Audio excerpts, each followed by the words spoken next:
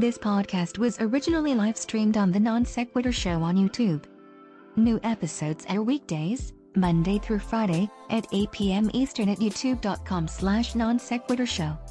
Make sure you never miss a live stream by visiting www.nonsecshow.com/schedule.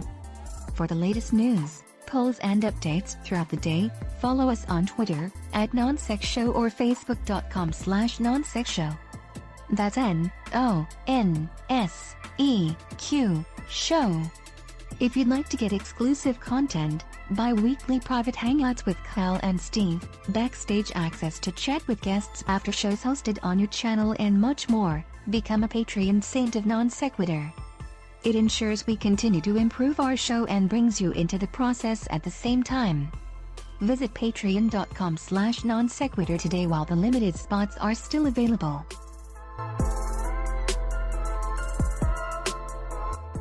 The following podcast is intended for those who believe bold ideas are righteous, unique perspectives are gospel, and strong opinions are sacred. This is Non Sequitur. Never follow. And now, here are your hosts, Kyle Curtis and Steve McRae.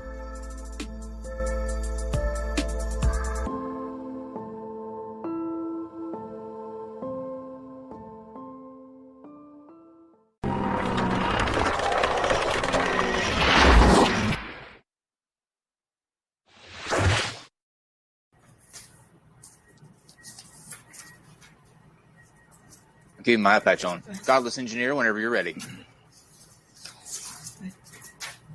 Are you ready, kids? Yeah, what? Aye, Captain. I can't hear you. Are you ready? Aye, Captain. Aye, Captain. Oh, who lives in a pineapple under the sea? SpongeBob SquarePants. SquarePants. Absorbent and porous is absorbent yellow and porous is he. If nautical nonsense be something you wish, Do I keep saying SpongeBob SquarePants? yes. Then drop on the deck and flop like a fish. SpongeBob SquarePants. SpongeBob SquarePants. SpongeBob SquarePants. SpongeBob SquarePants. Ahoy, Captain. Thanks. Y'all have a fun show. Go walk the plank. Excellent. Oh man. Oh well, it's number one.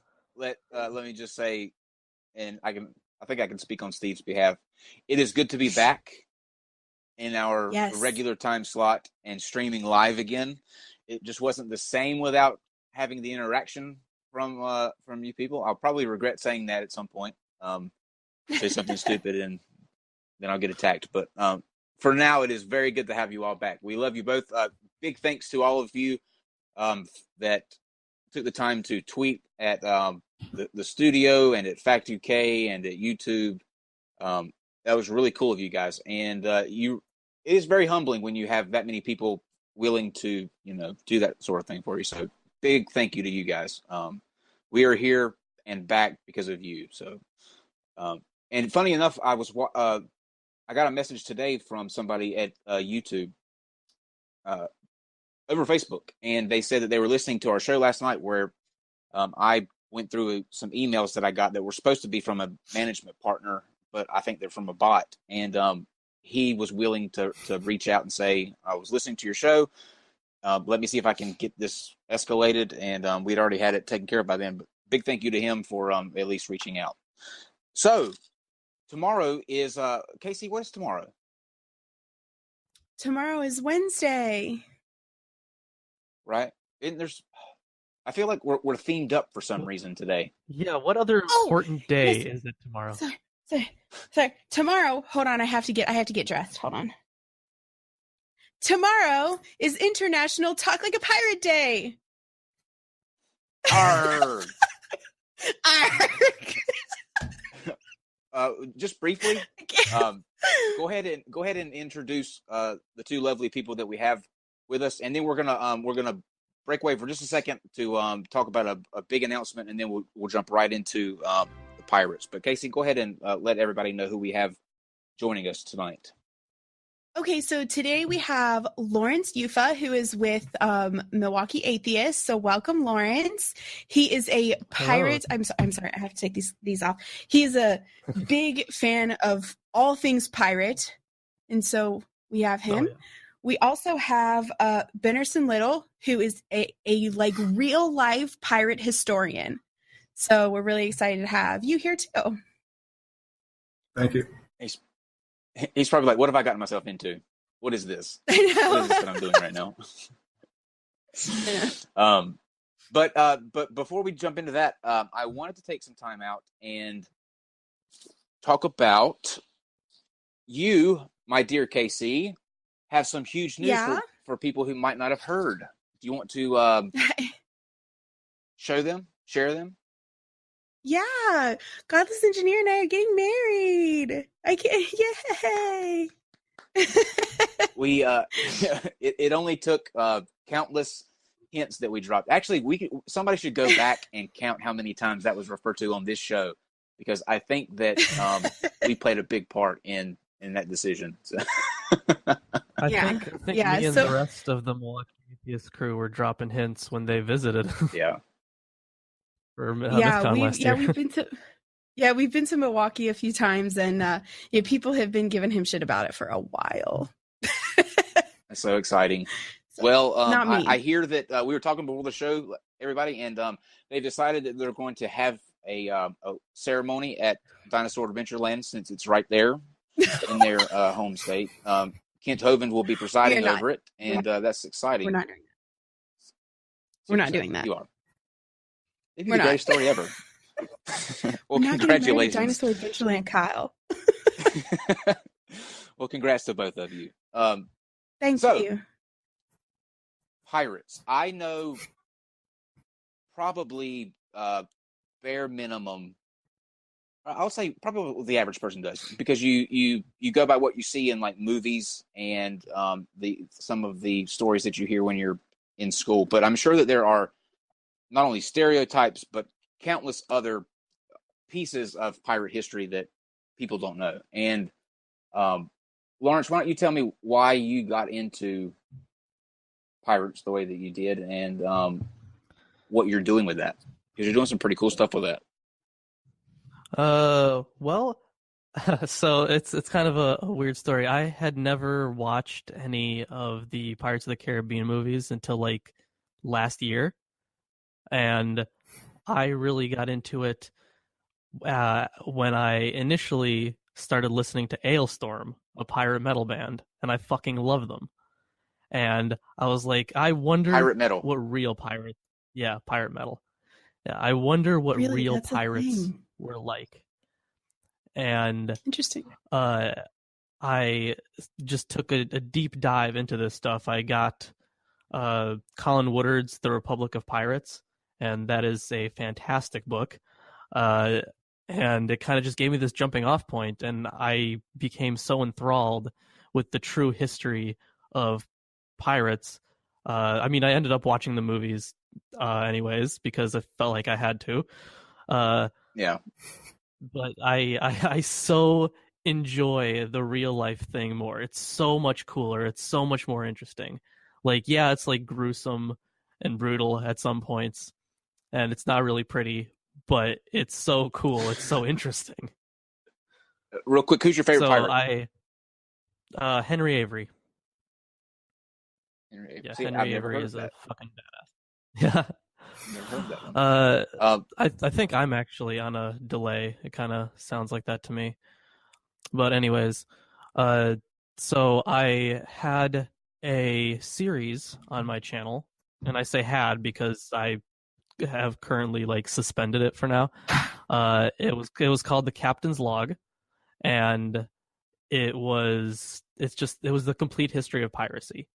And I went like stage by stage from when it wasn't exactly piracy, but you could call it piracy, like with the Sea Peoples, the Lucans specifically.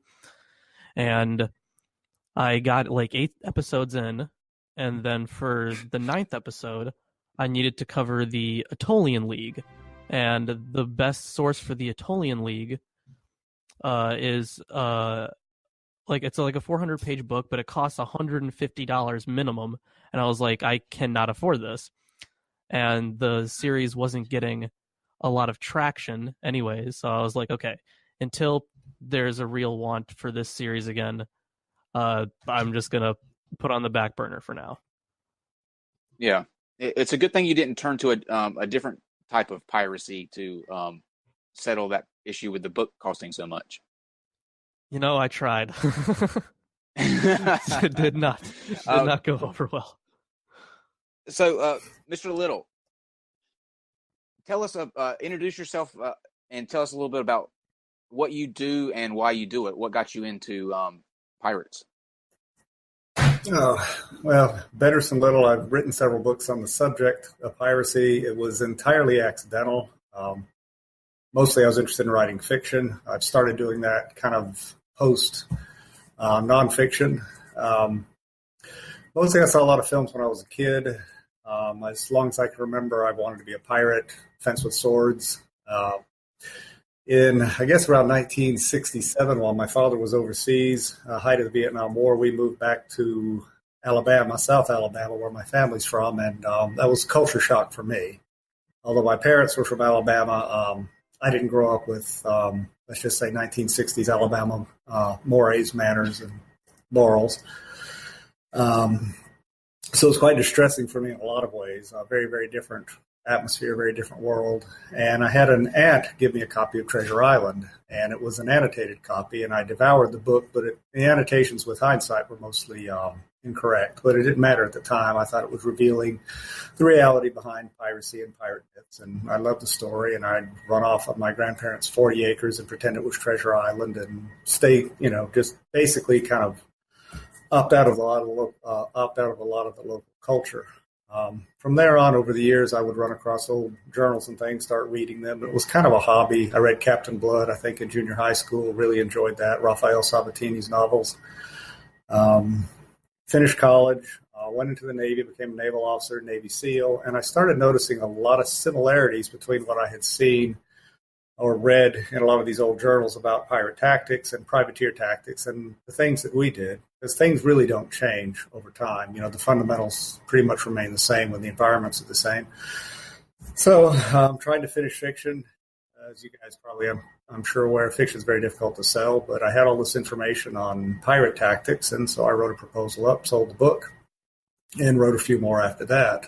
My goal has always been to try to look at the legitimate history, at the truth, wherever it leads me. It's very easy in piracy, or probably any subject, to go into it with the sense of, if you grew up on pirate movies, you want to prove that pirates were like what you saw in the movies. If you're a hardcore capitalist, you want to prove that pirates were hardcore capitalists. If you're a Marxist, you want to prove that they were Marxists. And I've tried as best I can to avoid this. It's difficult because we all come with our own, prejudices and suppositions and things, but as best I can, I've done it. I've even got about 20,000 word supplement I post online of corrections, errata, and new information on my first book, for example, just to try to keep, venturing in that same direction in truth. And in some ways, the internet's made that a lot easier.